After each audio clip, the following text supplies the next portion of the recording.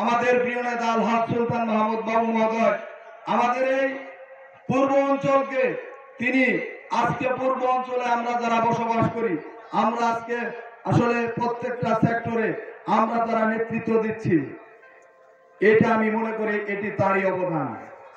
সুলতান মাহমুদ বাবু মহোদয় উনি আমাদের এই অত্র এলাকার সন্তান। আমাদের সকলের উচিত ওনার পাশে দাঁড়ানো। আমরা কে কোন দল করি সেটা বড় কথা নয়, তিনি আমাদের এলাকার সন্তান হিসেবে প্রত্যেকটা লোক আমরা তার বিপদে আপদে তার ভালো মন্দে সহযোগিতা করব, এটাই আমাদের সকলের হওয়া উচিত। আজকের এই ওয়াজ মাহফিলের মাধ্যমে এই 11 নং চরবুড়িমারি ইউনিয়ন তথা বেনুয়ারচরের এই ওয়াজ মাহফিল থেকে আমি সকলকে উদারত আহ্বান জানাবো। আমাদের প্রিয় নেতা আলহাজ সুলতান মাহমুদ বাবু মহোদয় উনি একজন পরীক্ষিত সৈনিক, যিনি আমাদের ইসলামপুরের প্রত্যেকটা রাস্তাঘাট কালভার্ট ব্রিজের প্রত্যেকটা সেক্টরের তিনি নকশা করে দিয়েছেন। তার সাথে এই দেশের উন্নয়নের যে ধারা উনি চালু করেছেন এবং আগামী দিনে যে জাতীয় সংসদ নির্বাচন আসবে সেই এই যে আপনার আজকের এই জামে মসজিদ চেয়ারম্যান বাড়ি জামে মসজিদের উদ্যোগে যে ওয়াজ মাহফিলের আপনারা আয়োজন করেছেন, আসলে প্রত্যেকটা ওয়াজ মাহফিল আসলে মুসলমানের কল্যাণের জন্যই করা হয়। আর এই যারা এটার আয়োজক এটার অনেক পরিশ্রম, এই পরিশ্রম যাতে কোনোভাবে বৃথা না যায়। আমরা মুসলমান হিসেবে আমরা শুধু যে নামাজ পড়লে জান্নাত পাবো এমন না, সর্বপ্রথম আমাদেরকে নামাজ তো পড়তে হবে, পাশাপাশি আল্লাহকে ভয় করতে হবে এবং মানুষের সাথে ভালো আচরণ। কাল কিয়ামতের মাঠে সবচেয়ে যে মূল্যবান দামি আপনার আমল হবে সেটা হবে আপনার আচরণ।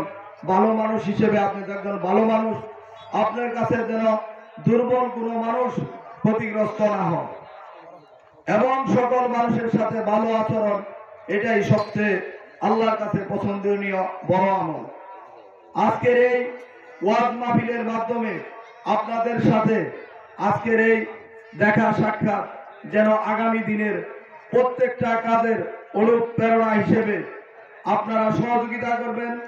আমি আপনাদের এই মসজিদের উন্নয়ন প্রকল্পে সার্বিক সহযোগিতা করব এবং সেই সাথে আগামী দিনের যে জাতীয় সংসদ নির্বাচন আসবে সেই নির্বাচনে আমাদের প্রিয় নেতা আলহাজ সুলতান মাহমুদ বাবুকে আমরা দানের শীষে ভোট দিয়ে জয়যুক্ত করব এবং সেই সাথে আমি আপনাদের কাছে আমার প্রিয় নেতার জন্য দোয়া চাই, আল্লাহ যেন তাকে নেক হায়াত দান করে এবং কি এই ইসলামপুরের আগামী দিনের যত অসমাপ্ত কাজ আছে সকল কাজ যেন উনি সমাপ্তি করতে পারে, এই আশাবাদ ব্যক্ত করে আপনারা সবাই প্রধান বক্তার ওয়াজ শুনবেন এবং আখেরি মোনাজাত পর্যন্ত থাকবেন এই দাওয়াত দিয়ে এবং আপনাদের কাছে দোয়া চাই, দোয়া করবেন যেন আল্লাহ তাআলা আমাকেও নেক হায়াত দান করে এবং আপনাদেরকেও নেক হায়াত দান করে এবং কি আপনাদেরকে আল্লাহ তাআলা যেন 5 ওয়াক্ত নামাজ হিসেবে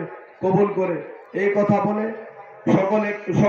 সকলের সুস্বাস্থ্য কামনা করে আমি আমার এই সংক্ষিপ্ত আলোচনা এখানেই শেষ করছি। আল্লাহ হাফেজ। বাংলাদেশ জিন্দাবাদ।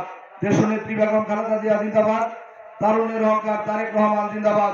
আমাদের প্রিয় নেতা আলহাজ সুলতান মাহমুদ বাবু মহোদয় জিন্দাবাদ। 11 নং চরবুড়িমারি বিশেষ করে বেনুয়ারচরবাসী সবাইকে জিন্দাবাদ। আসসালামু আলাইকুম। প্রত্যেক নবী রাসূল নারী পুরুষ সহ নবী রাসূল সহ অবলম্বন থাকবে, আল্লাহর দয়া থাকবে। আল্লাহর বাম পাশে একটা সিংহাসন থাকবে, সেখানে বিশ্ব নবী বসবেন।